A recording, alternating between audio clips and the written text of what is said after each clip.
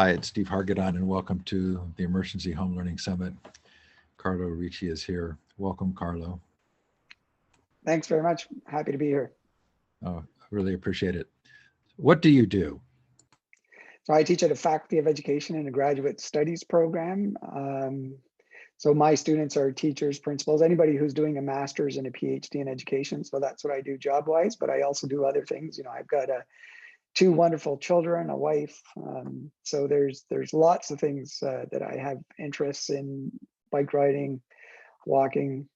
So I think we need to sort of think about, what do you do beyond what type of job do you do? So I try to live a life that's full of love and care and compassion and trust and respect and so on. It was an important moment in my life when I inherited a family history from my mom's side, and it listed my ancestors, and it would say things like, he was a devoted father, and that was it. Right. And I thought, oh, okay, I see my legacy differently now. Absolutely. Yeah. And I love being a father. I think it was, and I have, two wonderful girls, and they're just absolutely fantastic. And I couldn't say enough about how fortunate I am to live my life with them. And I think that's a very important part about living a good life and a happy life. Did you have a story about school growing up? I think I started to think about school in hindsight. So when I was younger, I did it because that's what people did. And then the older I got, the more I started to connect with how I was disconnected from schooling when I was younger. So my body understood it from a very holistic perspective. So I understood I was uncomfortable in school. I didn't like being in school.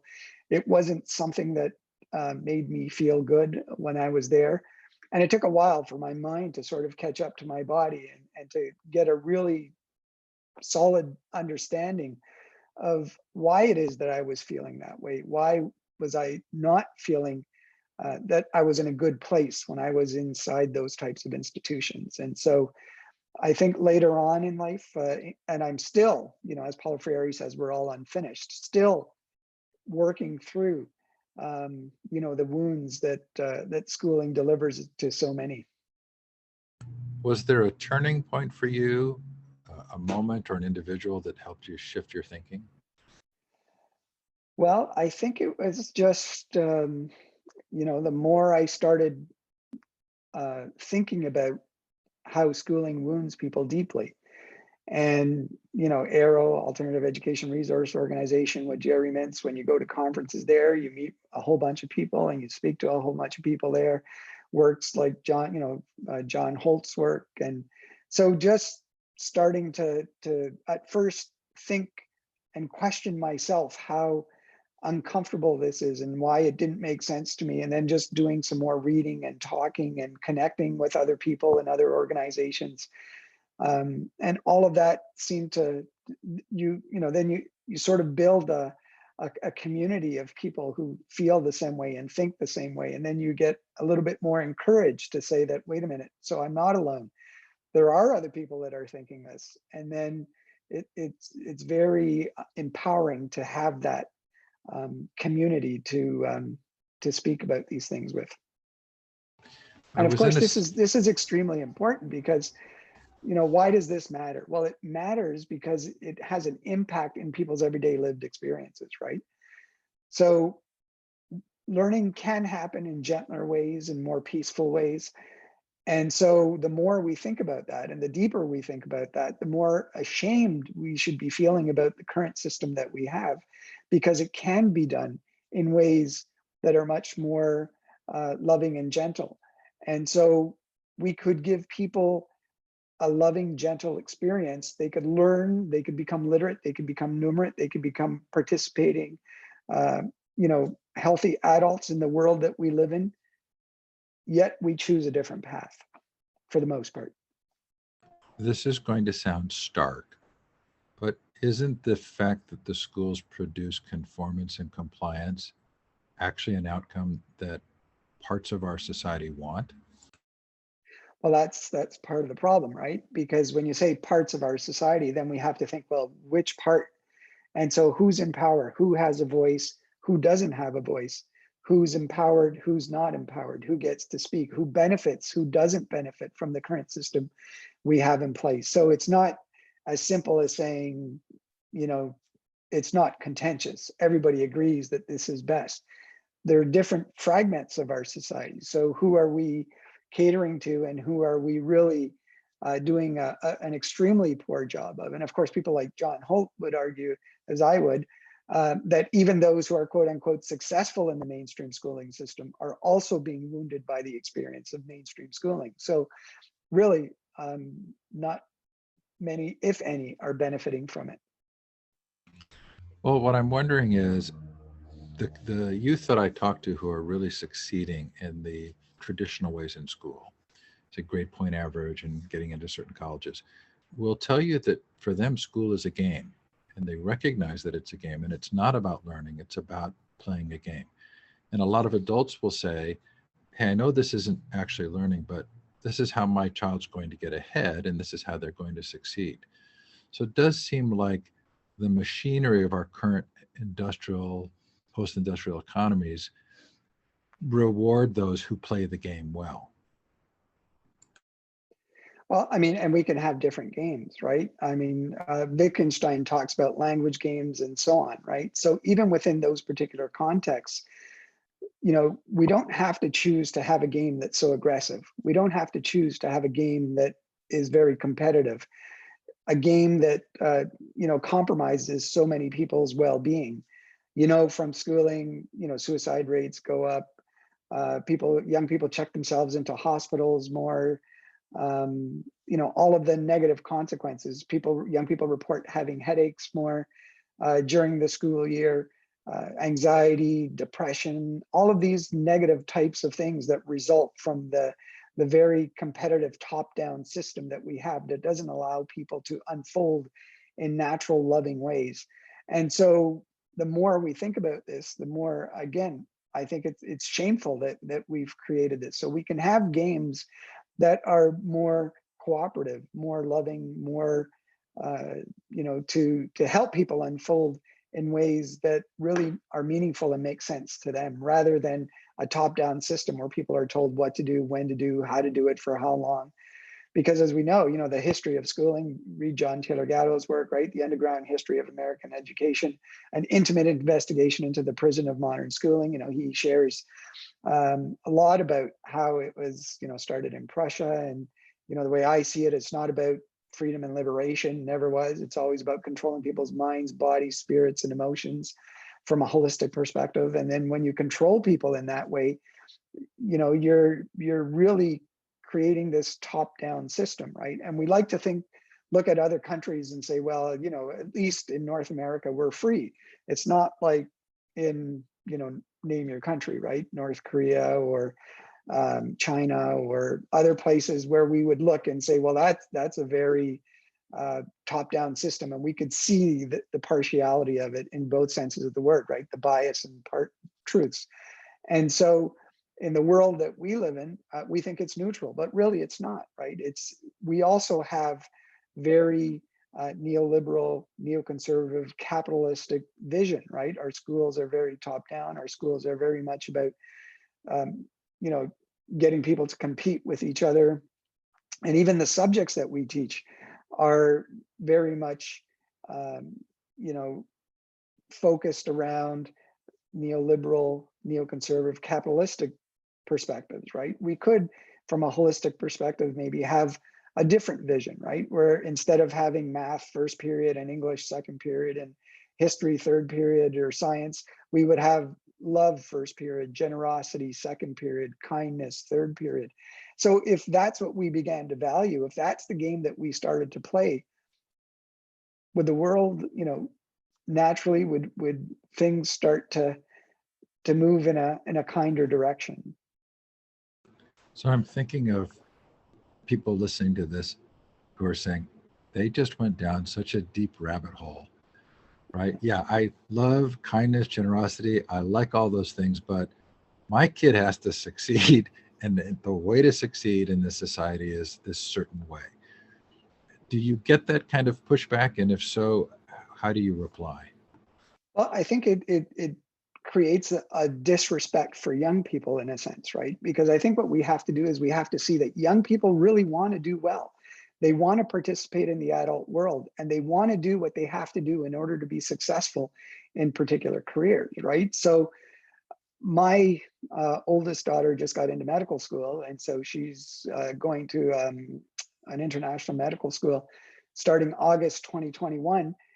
And you could see that she has this internal desire to do this. She's wanted to do it for a long time. So when she was younger, she said, I want to be a doctor. And we thought, yes, you know, and so, she volunteered at a hospital and, for a number of years since she was 14. And, so she's been doing all of these things to prepare her for that role.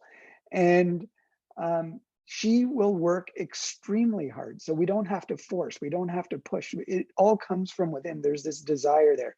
So I always say schools don't create opportunities, they actually limit opportunities. So we know those who are traditionally marginalized continue to be marginalized. And in a sense, they limit the opportunities. Schools act as gatekeepers to say, well, no, you could go in this direction, but we're going to prevent you from moving in this direction. But we don't know if in the future, these people that we prevented from moving into a particular direction because we're all unfinished, would have done tremendously well, in whatever field that they had decided to pursue and continue to do it. So people do remarkable things. And I think we have to trust, John Holt says, you could sum up everything I said in this book with two words: trust children. So if we begin to trust people and to know that, some people want to skateboard, some people want to be musicians, some people want to be doctors, some people want to be mathematicians. And we just have to trust and allow them to unfold in ways that really make sense to them. So I think to think that young people wouldn't be, take their future goals as serious as they actually do, would be a disservice to thinking about how young people are. So we have to rethink psychology. And I think psychology has done really a negative service to how we see young people, right? Especially developmental psychologies, because they say, well, this is what young people are like, and these are the stages that they go through and the steps, and this is how they learn. And so we create these models to sort of fit these, but really learning is not like that. Learning is messy. It's backwards, it's upside down, it's, things that you read 20 years ago or somebody spoke to you about 20 years ago make sense to you 30 years down the road, right? So we have to always keep in mind that the messiness of it. And there's a lot of research that shows that there's no critical period to learn academic subjects. So if you embrace that there's no critical period to learn academic subjects, then you really understand that you can learn anything at any time. I mean, it just makes so much sense even intuitively, because think about, if you don't learn it in kindergarten, does it mean you could never learn it ever again? No, if you don't learn it in kindergarten, it would be easier for you to learn it when you're in grade 5 or 10 or out of school, right? So there's no critical period to learn academic subjects. And then if you think about the school curriculum as being very arbitrary, so who decided that we have to learn these three things? There's trillions and trillions of bits of information in the world. And somebody made this determination that everybody has to learn these three things and at the same time. The whole system starts to fall apart. It doesn't even make sense from a rational perspective. Linear learning is not where we're at, but it's more complicated than that. And so I think that for those who challenge and believe that if we don't force and pressure, that young people won't step up to the challenges, I just don't think that's reality. It feels like this is very much a personal journey for the adults, right? So I can remember in my life a moment where I had to actually stand up for my son and kind of declare that I didn't think he was defective, that the system was not working for him. And that was a liberating moment for me. But I remember how hard it was to get there, to declare my own independent thinking. So do you see that? Do you see that this ends up being an important moment when adults can make that shift? Well, I do. I think that it's up to each and every one of us to recognize that along with freedom comes responsibility. And if we do give young people freedom, they'll step up to the challenge and they'll develop and do whatever it is that they're interested and passionate about, right? So my two daughters, ever since they were little, they've had total freedom. So they had, you know, they could wear what they want, eat what they want, sleep when they want, wake when they want, go to school if they want, homeschool or unschool, or stay home if they choose to do. So, along with all of this freedom, it was very easy to parent because, you know, if there's nothing to argue about, whatever they felt like doing, they could do. But what was really interesting and fascinating about it is that they step up to the challenge. And you hear this story over and over again. I know my story is anecdotal, and but you hear people say this, that along with the freedom, people step up and there's, you know, they step up to the challenges.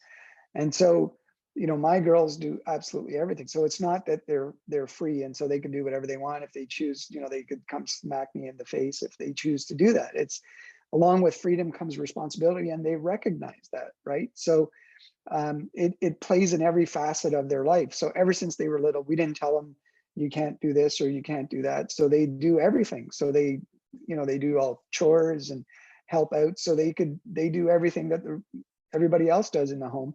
And you know, sometimes there are chores that nobody wants to do, and somebody just steps up and says, "I know nobody wants to do it. That's fine. I'll step up. I'll do it." Right. So along with this freedom, there is this sense of duty and this sense of responsibility that also develops.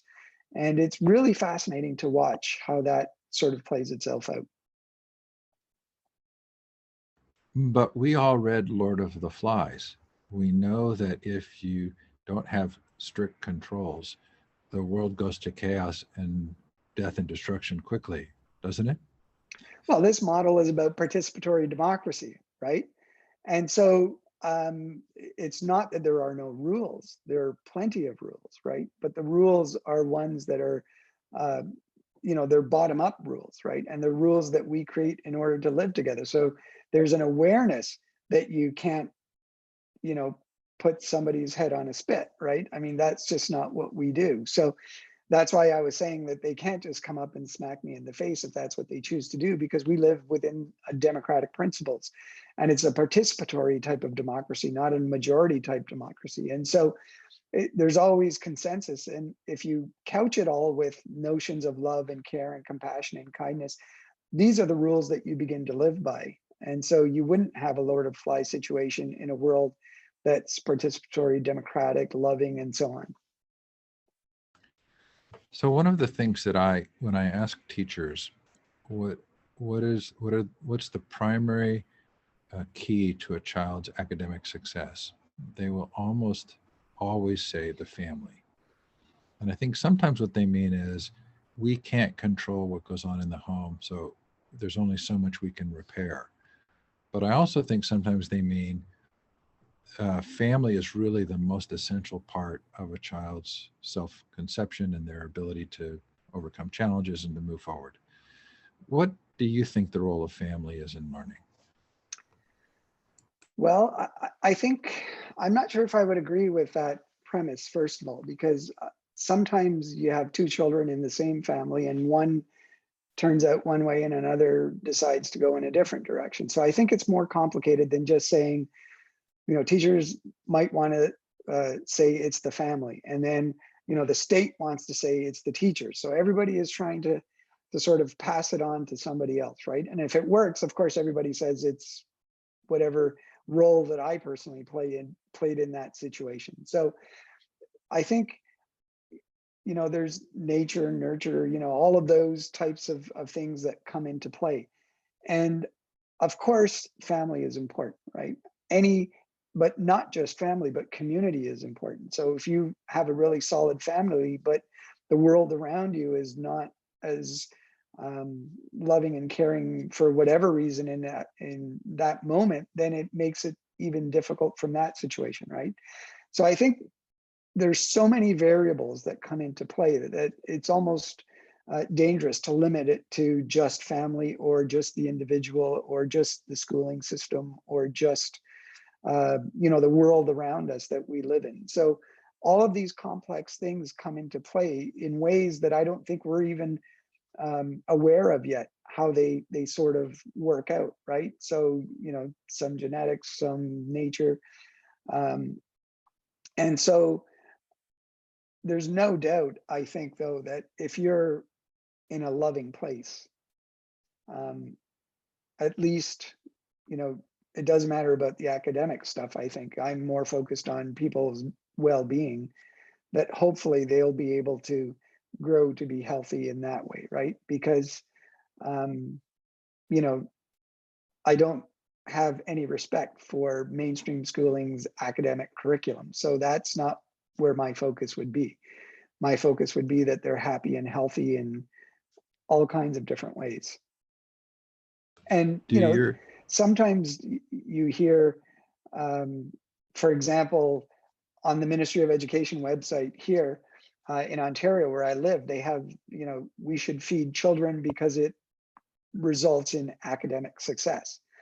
And just think about that for a second. What are they saying? That the reason why we should feed children is so that they can do better on a standardized test that we give them?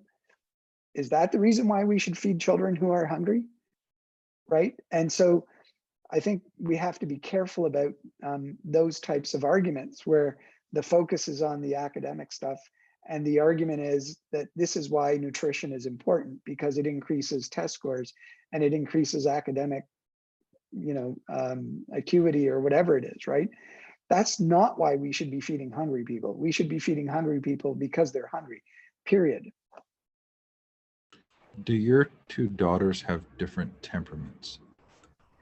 Well, of course, I think everybody has different temperaments, but I think they all have gifts, and I choose to focus on everybody's gifts. So, my younger daughter, I haven't talked about yet. She's soon to be 16, and she has a plan. She wants to go to international law school. It's already picked out where she's decided to go, and so just like my other daughter who applied for early admission, this daughter is also going to be applying for early admission. So next year she'll be applying and hopefully go the following year. So, um, of course, people have different temperaments, people have different strengths, and they're within the same family context, right? So, um,